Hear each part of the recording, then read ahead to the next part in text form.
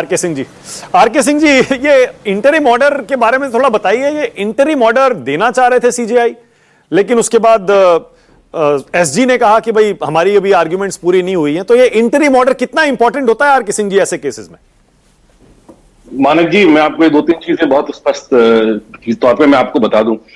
अमूमन इस टाइप के बड़े मुकदमों में जहां पे इतने बड़े कॉन्स्टिट्यूशनल लॉज या कॉन्स्टिट्यूशनल प्रोविजन के इंटरप्रिटेशन का मसला हो, कोर्ट्स इंटरिम ऑर्डर नहीं देती हैं अनलेस एंड अनटिल दोनों पक्षों को ना सुना जाए। लेकिन ये बड़ा हमारे लिए भी एज ए लॉयर भी हमारे लिए बहुत मतलब यूनिक काइंड ऑफ सिचुएशन है वेरिन जहां पे कोर्ट पहले ही उसने कह दिया कि we are willing to give these 3 interim orders. It means, और ये जो तीनों इंटरिम ऑर्डर्स की बात कोर्ट ने करी है, ये आप देखेंगे तो इस अमेंडमेंट की जो अमेंडमेंट हुआ है वक्फ एक्ट में, उसकी मूल आत्मा है।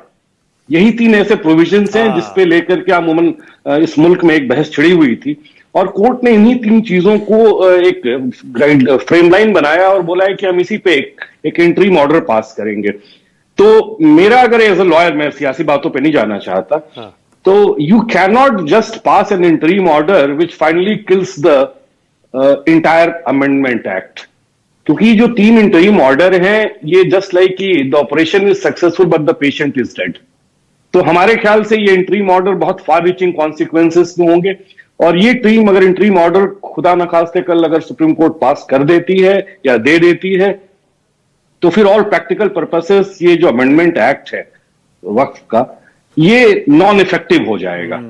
तो पता नहीं है क्या होगा कल। हमारे लिए कोई कैस लगाना एज ए लॉयर बहुत संभव नहीं है जी। और अच्छा, इसमें ऐसे मामलों में आर के सिंह जी सुनवाई कितनी लंबी चल सकती है? नहीं, चलने के लिए तो 2 महीने भी चल सकती है, 4 महीने भी चल सकती है, 6 महीने भी चल सकती है, क्योंकि ये एक बहुत बड़े तबके को एड्रेस करता है और इसके कॉन्सिक्वेंसेस बहुत फार रीचिंग है। और थोड़ा सा इमोटिव मसला भी है, सियासी भी है, कॉन्स्टिट्यूशनल भी है। तो ये मसले थोड़े लंबे जरूर चलते हैं, क्योंकि अनलेस एंड अनटिल कोर्ट दोनों साइड्स को बहुत तफसील से नहीं सुनेगी, वो आनन फानन में कोई अंतिम फैसला नहीं देगी। और इसके इतर भी एक दूसरा पहलू ये है कि इस टाइप के जो मसले हैं जहां पे आर्टिकल 26 का इंटरप्रिटेशन की बात है, ये 3 जजेस बेंच, 5 जजेस बेंच कॉन्स्टिट्यूशनल बेंच इसको इंटरप्रेट करती है। इससे इतर में मानक जी यही पूछने वाला था आर के सिंह जी। 1948 को विधान कॉन्स्टिट्यूएंट असेंबली में जब इस प्रोविजन पे बहस चल रही थी, उस समय ये ड्राफ्ट आर्टिकल 19 था। तो 5 लोगों ने इस बहस में बहुत तफसील से पार्टिसिपेट किया। उसमें केटी शाह थे, अंबेडकर थे, पंडित लक्ष्मीकांत मैत्री साहब थे, ताजुल हुसैन साहब थे और एचबी कामत साहब थे। तो बाकियों की बात मैं नहीं करता, लेकिन ताजुल हुसैन साहब ने बहुत रिमार्केबल बात बोली थी। मैं इनका नाम इसलिए ले रहा था कि ये मुस्लिम है, लेकिन हाँ माइनॉरिटी क्लास से आते हैं, तो इनका बयान बहुत देखने लायक था। उन्होंने कहा था कि हमें इस बात को देखना होगा कि भविष्य में जो रिलीजियस इंस्टीट्यूशंस हैं ये इतने पावरफुल ना हो जाए कि पॉलिटिकल सेंटर्स बन जाए। तो ये बहुत समझदारी का उनका एक मसौदा था। और दूसरी बात है कि जो एक्ट है वो वक्फ ब्यूरोक्रेसी एक है और एक वक्फ एरिस्टोक्रेसी है। इन दोनों को कहीं एड्रेस करने के ध्येय से लेजिस्लेटिव इंटेंट था उसका, और फाइनली सुप्रीम कोर्ट क्या इंटरप्रेट करता है ये सुप्रीम कोर्ट पे है जी।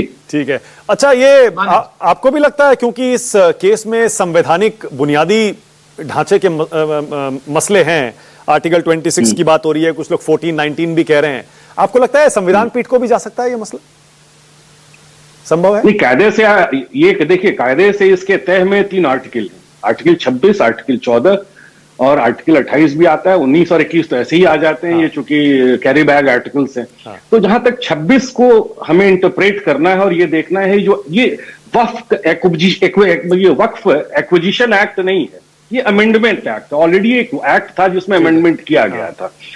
तो अब आर्टिकल 26 जो है इसके तह में है। अगर आर्टिकल 26 के लास्ट ऑपरेटिंग लाइन को आप देखेंगे मानक जी, चूंकि हमारे पैनल आपके पैनल में सब प्रबुद्ध प्रवक्ता बैठे हुए हैं, जो लास्ट ऑपरेटिव लाइन है वह कहता है दैट हम पूरा आर्टिकल पढ़ देते हैं। इस आर्टिकल को पढ़ने से आपको ये तय मिल जाएगा कि सरकार ने किस प्रोविजन ऑफ आर्टिकल को इवोक करते हुए ये इंटरफियर किया था। 26 पढ़ रहे हैं ना? 26 Yes, 26. Article 26 of the Indian Constitution guarantees the freedom to manage religious affairs, ensuring that every religious denomination or section thereof has the right to establish and maintain institutions, manage their affairs, right, own and acquire property and administer it according to law, subject to public morality, order and health.